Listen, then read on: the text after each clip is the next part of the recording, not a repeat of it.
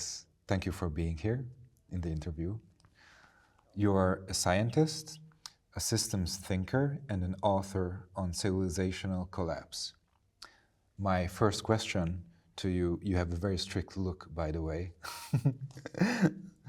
My first question is, in your view, is collapse primarily a resource and systems problem, or is it just as much a crisis of culture, perception, and the kind of human being our systems produce?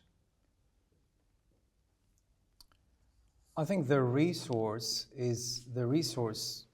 issues that come with overshoots and overutilization and overexhaustion of everything that lives on the planet is a result of what is a deeper human existential crisis. And this is actually what I'm focusing on my talk in this conference, is really an area that for some reason gets left untouched, maybe because it doesn't have immediate answers. And this is all the cognitive biases and the narratives that we've created for thousands of years now. Wow, okay. I love this answer. What do you think, what is the source for this amazing bias? What are we afraid of? What is humanity afraid of? Why is it running from itself? Why don't we face ourselves?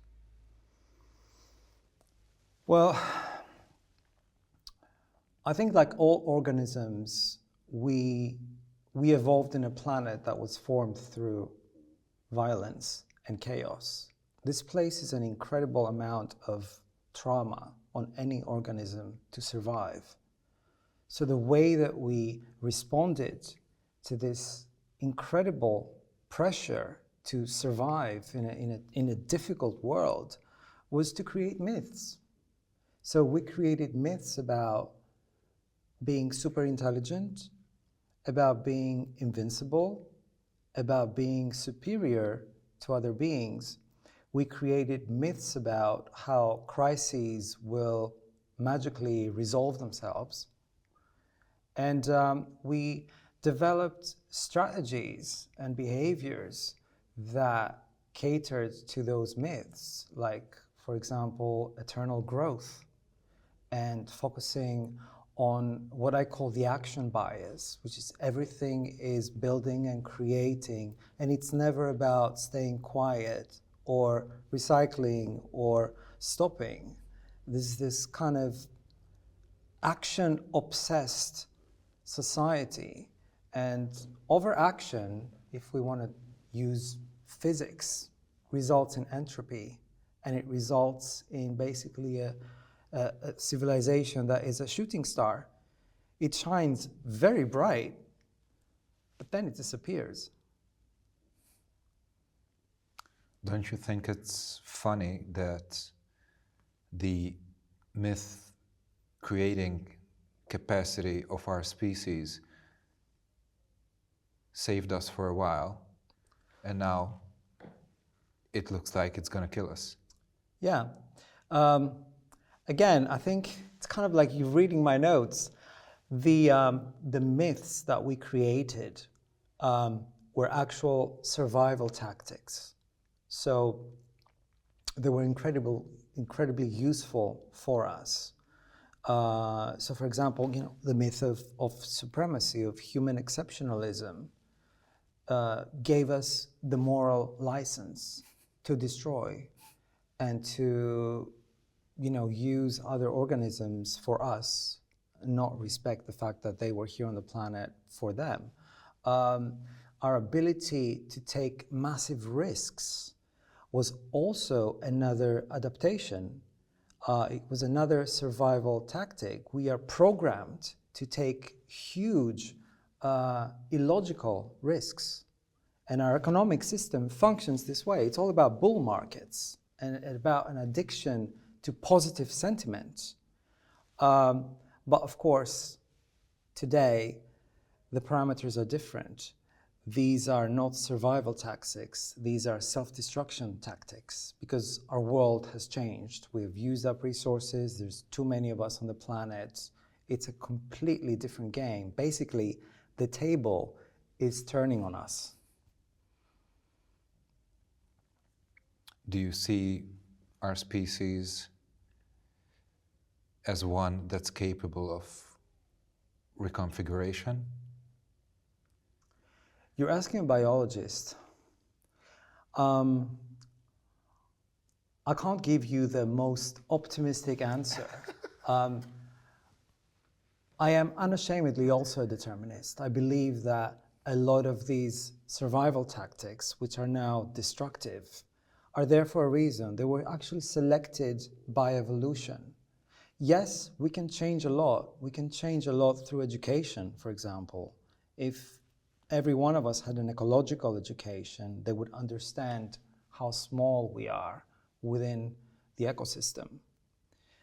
But it always runs into the wall of these evolutionary selected cognitive biases. We are hardwired almost to pursue growth, to pursue more territory.